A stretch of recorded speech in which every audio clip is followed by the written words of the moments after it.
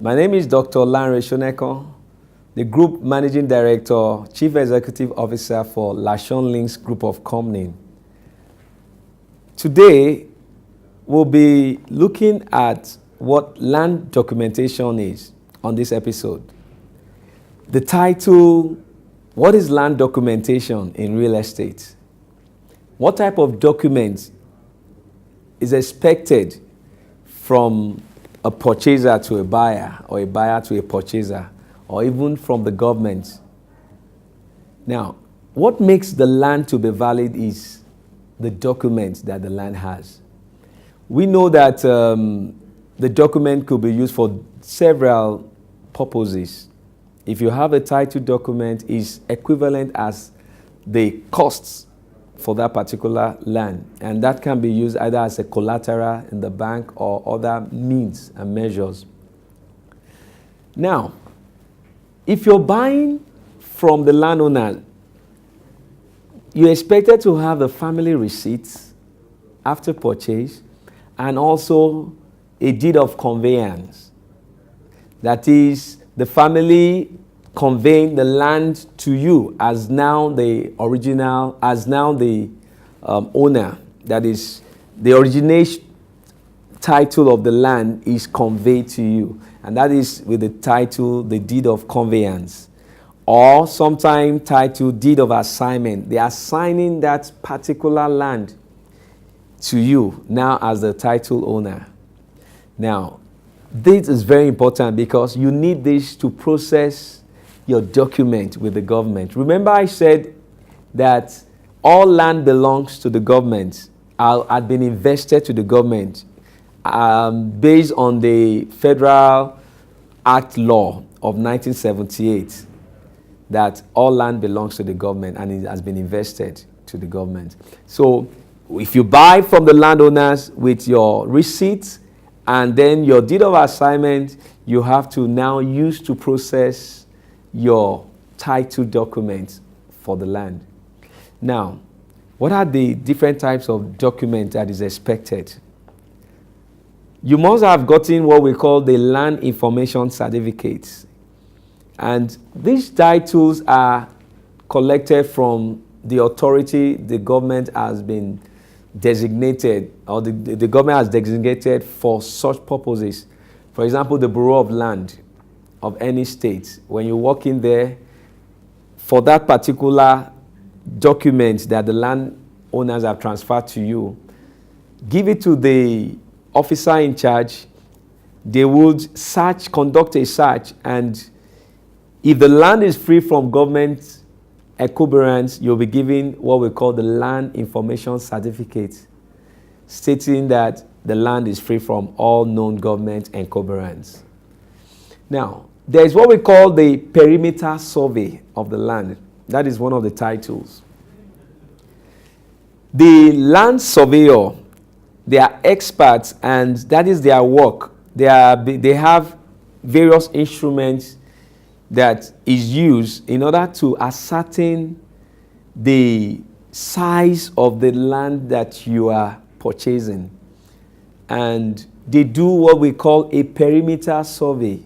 That is taking the boundaries of that particular portion, and they plot that boundary on their sheet, and they will calculate the dimension of that land.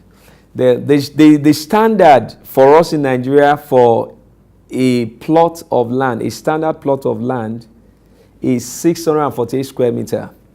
So that means a plot is expected to be 648 square meter. Now, they can also measure in acres, and that is 1 acre is equivalent to 6 plots, or you measure in hectares. And so these are the various language and sizes or parameters that are used in measurement for land.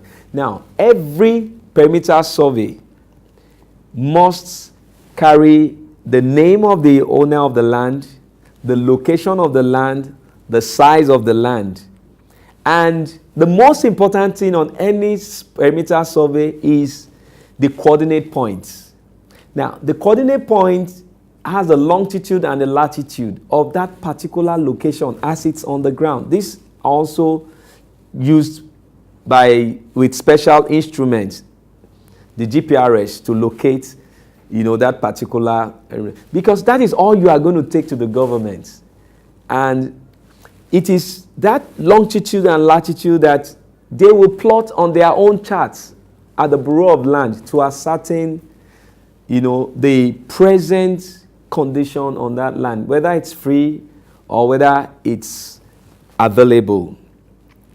Now, when your surveyor, that is a land surveyor, had done that work, he has to register that survey. Now, most of the time, what many people carry about is provisional survey.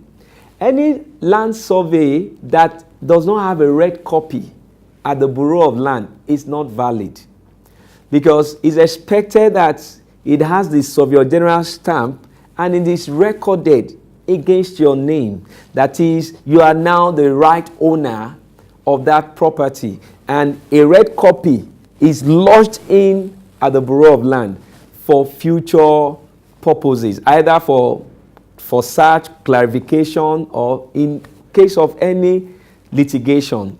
They can always refer to their copy, which is called the red copy.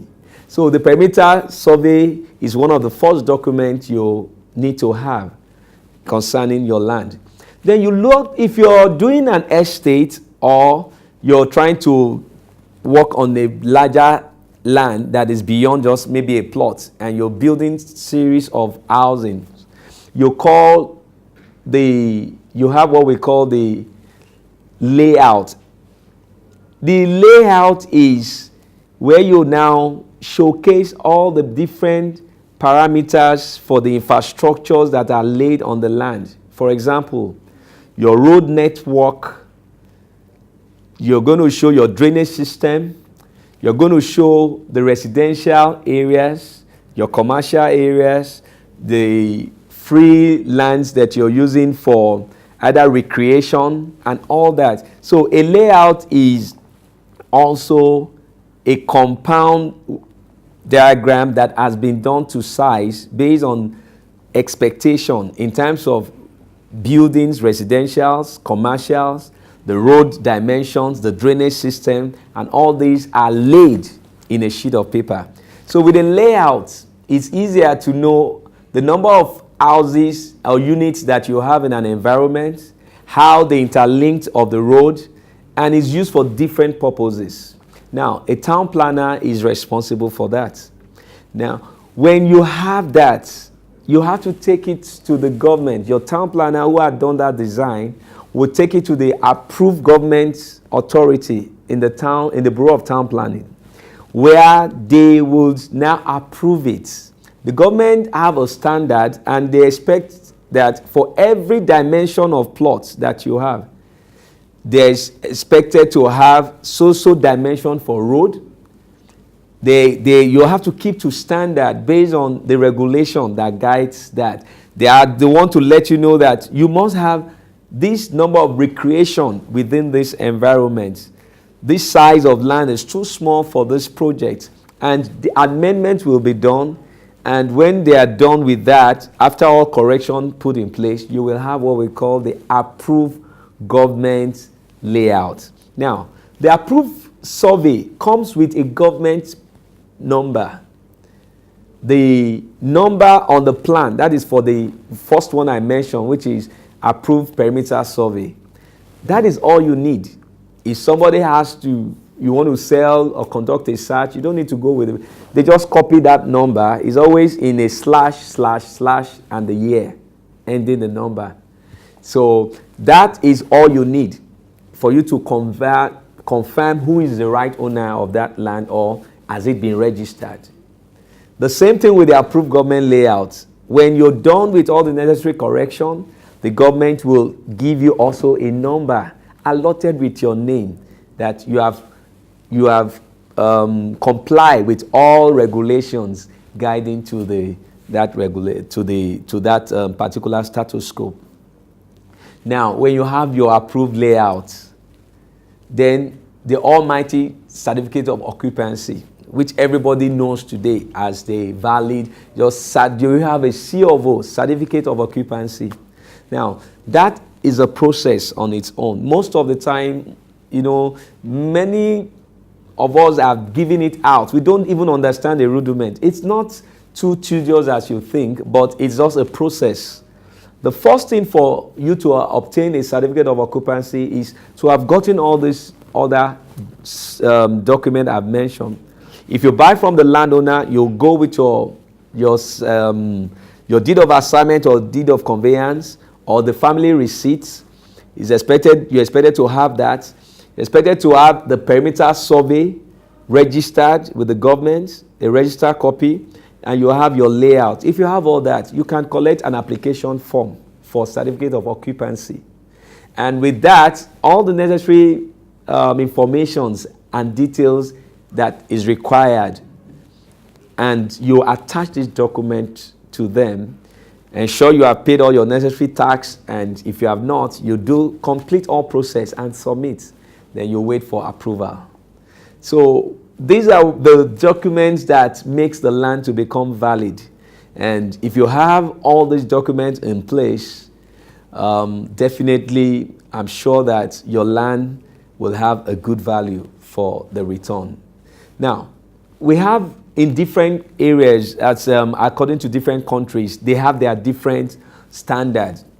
I know in Singapore, it takes just only less than 2 days to obtain a certificate of occupancy.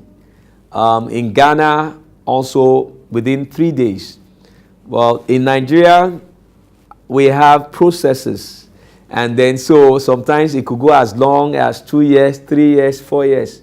But don't worry, as long as you have evidence, as long as is in process, and then you're paying all the necessary fees, there are statutory fees that is expected of you.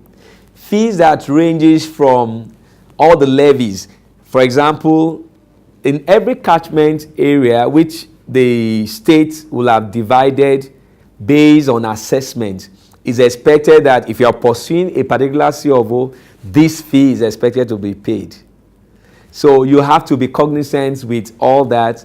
And if you find it difficult, all you need to look for is professionals in the field. You can look out for a real estate developer. You can look out for a certified estate surveyor and valuer. You can also look out for certified lawyers that have understanding about land laws. That's peculiar to us in Nigeria. And I believe in other countries of the world, you have special agents that could help you accelerate your processes for these documents. They are very important. Every land that you purchase without a document is just as if you don't have that land. So I admonish you that ensure you have all these necessary documents. And if you are having itches, in terms of the uncertainty, because just like you have the fake drugs in the market, you also have, you have the real one. And because some people are carrying documents today, and you feel, or you don't know because of your knowledge, you can't ascertain that every document that is presented to you are real. So there must be measures. If you are doubting, then bring in the professionals in place. And I would also be telling you and talking about the different professionals that are involved in the real estate industry and their different roles, so that you know who to approach, for every details or requirement or inquiry. Because just like you have in every professionals, you also have those that have been authorized, that have been schooled, that know the technical know-how to handle, the different segments of real estate. As I've said, the real estate sector is a very wide project plan that has different components, ranging from the land acquisition to documentation to the project itself. When you talk of putting down the project, there's so many things to put into consideration. The infrastructural work, which is road network, drainage system, electrification. We have the civils, we have the mechanicals. Who is responsible to help me check the size of my land? Till I come back on this same program, I will be giving you such tips.